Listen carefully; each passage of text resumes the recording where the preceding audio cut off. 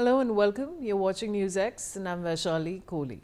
Now, according to the Norway-based NGO Iran Human Rights, Iranian security forces have killed at least 45 protesters, including 8 minors, during a crackdown on nationwide demonstrations driven by anger over economic stagnation.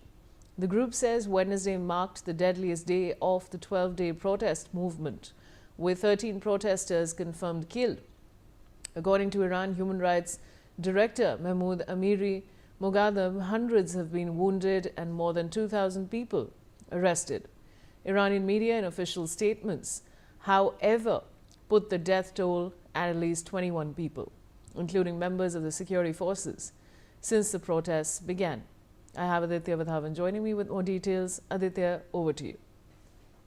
Well, absolutely, Vishali, to see, what has happened that, these protests are increasing day by day, and definitely in Iran, several human rights groups are closely watching and monitoring the situation in Iran is what is happening. And as you mentioned that so many, protesters have been killed by the Iranian police. Several videos have also surfaced on social media where, Iranian police is seen beating all those protesters. And recently, 2 days back, the Iranian regime headed by Ayatollah Al Khamenei had deployed the special forces in one of the Iranian province, to tackle this problem, this protest, these protests by the protesters. So indeed, at this juncture, there are also added to this, there's a rising inflation within Iran, and definitely things are not looking good for Iran because the economy is also already in shambles due to these long-standing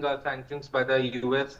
So definitely added with sanctions and due to the political instability that is, encircling the entire Iran, the situation is very worrisome as to how whether there could be a foreign intervention to stop these protests in Iran, because the protesters are being killed and handled physically beaten by the Iranian police. Vishari. All right. Stay with me, Aditya. Now, violent protests against inflation have entered their 14th day in Iran, spreading across more than 100 cities. Demonstrators were heard chanting slogans including, "This is the last fight," "Shah Pahlavi will return," reflecting growing anger against the government. According to Iranian state media, a police officer deployed to control the situation in Tehran was stabbed to death. The protests are being driven by a deepening economic crisis. In December 2025, the Iranian rial plunged to around 1.45 million to the US dollar, its weakest level on record. Food prices have surged by 72%, medicine costs by 50%, and a proposed 62% tax hike in the 2026 budget has further intensified public outrage. Let's take a look.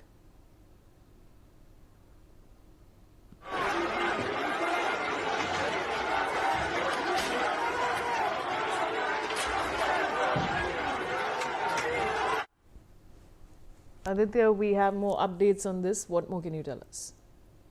Well, absolutely. Due to the increasing inflation, Iran is at this juncture.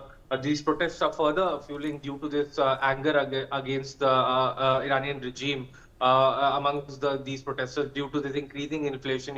We have seen, in the recent days, shops were abruptly closed, due to this inflation. So much inflation. The major commodities, the staple commodities are now are being sold at a very inflated price, which is causing a deep effect on the pockets of all the Iranian residents. And as you mentioned, that there is a specific economic Iran is suffering from an economic reeling at this juncture. Definitely, the Iranian economy is at a backtrack, and definitely, if you see, spiraled by this political instability and protests across, raging protests across Iran, this is further creating a resentment among the Iranian people. And, this is something which is worrisome, because if people, protesters turn violent against the government, then the state machinery like police will be deployed. And, it is also being deployed, and special forces are also being deployed, to stop these protests. However, there are concerns regarding this unrest in Iran, particularly due to two reasons.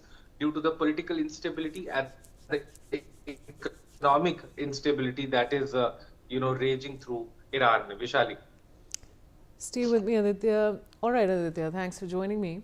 Now, internet connectivity and telephone lines have gone dark across Iran after thousands